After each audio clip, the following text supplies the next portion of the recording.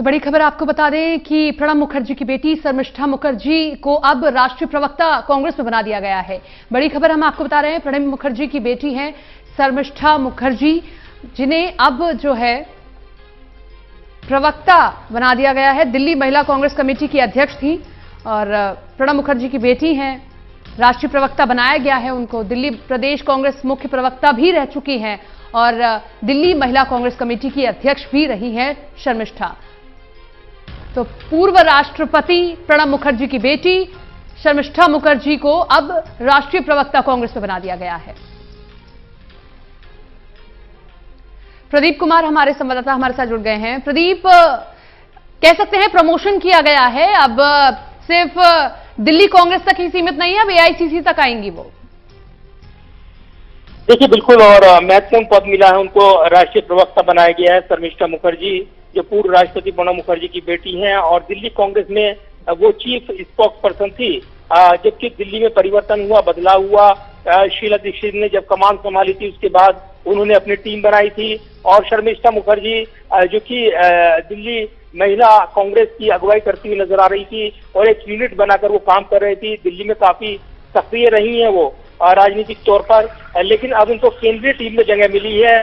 केंद्रीय टीम में उनको राष्ट्रीय प्रवक्ता बनाया गया है। तेज तर्रार नेता और उनकी भाषा पर जो पकड़ है, जो वो महिलाओं के विषय हों या फिर जो राष्ट्रीय अंतर्राष्ट्रीय विषय हों, उनकी जानकारी समझ, और यही वजह है कि पार्टी ने उनको एक वक्ता के तौर पर यहाँ पर मौका दिया है। यानी पार्टी का वो पक्ष रखती नजर आएंगी आने वाले दिनों में राष्ट्रीय प्रवक्ता के तौर पर, जब उनकी नियुक्ति को सोनिया गांधी ने मंजूरी दी है।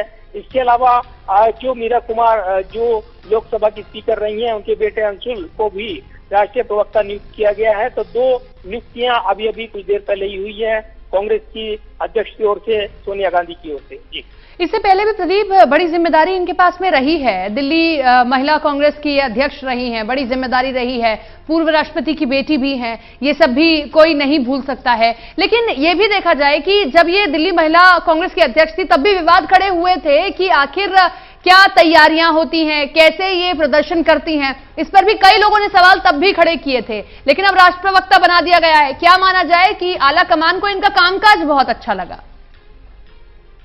देखिए, बीच बीच में शर्मिष्ठा मुखर्जी को लेकर अलग अलग चर्चाएं चलती रहती थी, अटकलें लगाई जाती थी, क्या वो बीजेपी में शामिल होंगी, इस तरह की बातें चलती थी। क्योंकि प्रणब मुखर्जी जिस तरीके से राष्ट्रपति बनने के बाद उनकी जो सक्रियता रही है और जिस तरीके से उन्होंने एक राजनीतिक मुकाम हासिल किया, उनकी बेटी की बात करें, राजनीतिक विरासत वो संभाल रही हैं, ऐसे में नजरें उन पर लगती थी।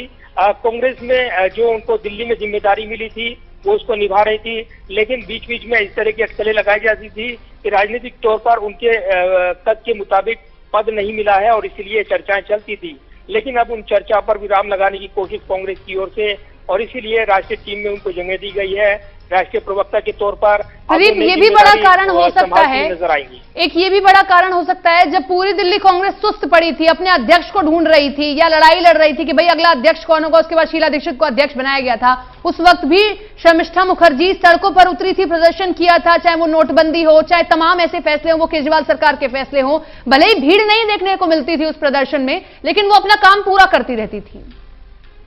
देखिए बिल्कुल, और शर्मिष्ठा मुखर्जी के व्यक्तित्व से जुड़ी हुई कई बातें हैं जो कहीं ना कहीं उनको खास बनाती हैं, एक जुझारू नेता के तौर पर हो या फिर वो जिस तरीके से अपनी बात रखती हैं, अपना पक्ष रखती हैं। और इसीलिए अगर देखें तो दिल्ली में कई आंदोलनों के दौरान उन्होंने उन आंदोलनों को लीड किया और अपनी एक अलग पहचान बनाई।